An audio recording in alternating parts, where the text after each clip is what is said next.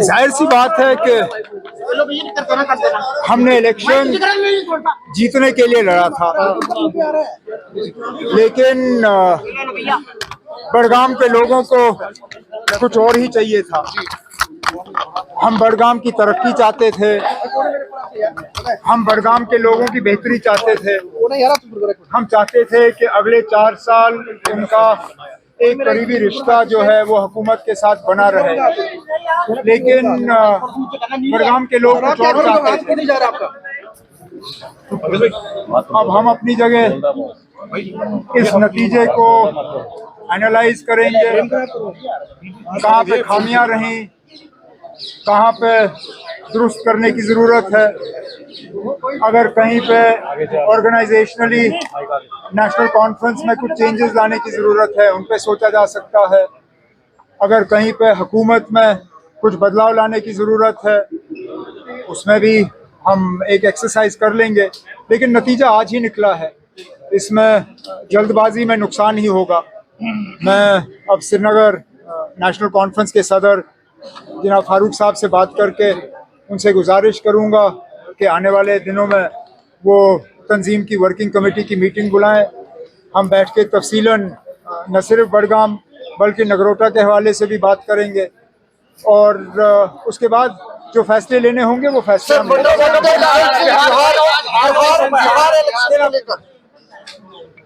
जब मैं बिहार के नतीजे देखता हूं तो अपनी हालत पे मुझे दुख कम होता है, क्योंकि मुझे पहले ही मालूम था कि ये बड़गाम का इलेक्शन हमारे लिए आसान नहीं होगा। बड़गाम के कुछ अपने ही अलग हालात हैं। एक ऐसा तबका है, काफी बड़ा तबका वोटरों का, जो मुद्दों पे वोट नहीं देते। बड़गाम में सिर्फ काम देख के वोट नहीं होता। बड़गाम में एक बहुत बड़ा तबका वोटरों का ऐसा है जो फर्जों के पीछे चल के वोट देते हैं। तो मुझे पहले से ही मालूम था कि जिस तरह के हालात बन रहे हैं, बड़गाम हमारे लिए आसान नहीं होगा। लेकिन जब मैं बिहार का हाल देखता हूँ और मैं ये देखता हूँ कि ये वो बिहार है जहाँ वोट चोरी के नाम पे जब यात्रा चली तो उस यात्रा में काफ़ी संख्या में लोग जो हैं उस यात्रा के साथ जुड़े। उस यात्रा के बाद कांग्रेस को लगा कि उन्हें ढेर सारी सीटें जो हैं उनमें कामयाबी मिलेगी। उसी यात्रा के बुनियाद पे शायद सीट शेयरिंग और ज़्यादा मुश्किल हुआ। लेकिन जब हम नतीजे देखते हैं तो बजाय ये कि एंटी इनकम्बेंसी का नीतीश कुमार जो है वो शिकार हो, उन्होंने एंटी इनकम्बेंसी को इनकम्बेंसी में तब्दील करके हुकूमत का फ़ायदा लेके, अब कहते हैं कि 10वीं बार जीता है, 10वीं बार मुख्यमंत्री बनेंगे। ये अपने आप में कोई मामूली बात नहीं है, और अच्छा होगा अगर कुछ बाकी रियासतें भी सीखें कि आखिरकार उन्होंने क्या किया वोटरों के लिए, जो कि दूसरी जगहों में किया जा सकता है। एक चीज़ तो ज़रूर देखने को मिलती है कि नीतीश कुमार साहब ने जात और कास्ट को एक तरफ रख के जो महिलाओं के लिए किया, जो औरतों के लिए किया, और जो खसूसी कुछ स्कीमें वहाँ पे महिलाओं के लिए बनी, उसका उनको भरपूर फायदा जरूर मिला। सर, अगर वो लोग कह रहे हैं कि arrogance is the recipe of disaster in Budgam, क्या रिएक्शन आप? मुझे उन पे कुछ नहीं कहना है।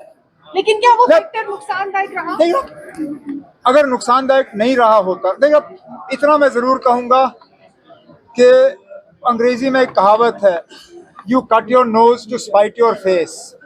रूहुल्ला ने मुझे एक पैगाम पहुंचाने के लिए क्या किया क्या नहीं किया वो एक बात, लेकिन सियासी तौर खुद तो उन्होंने खुदकुशी की। सर क्या, लेकिन सुने ना, क्योंकि जो शख्स वहां से जीता है वो कभी रूहुल्ला को वहां दोबारा उठने नहीं देगा। मैं दोबारा उठ जाऊंगा, रूहुल्ला कभी दोबारा बड़गाम में उठ पाएगा या नहीं ये तो सिर्फ रूहुल्ला तय कर सकता है। लेकिन चलिए, जो हुआ सो हुआ, अब तंजीम को करना होगा वो हम कर लेंगे। आज घर उड़ाया गया,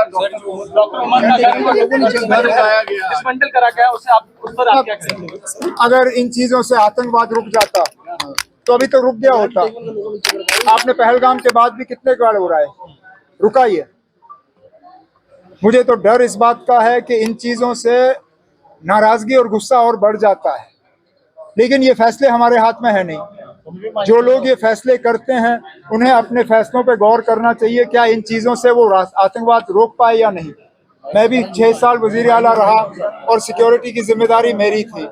हर साल मिलिटेंसी के हमलों में कमी आई, लेकिन हमें कहीं पे भी इस तरह घर उड़ाने की मजबूरी जो है महसूस नहीं हुई।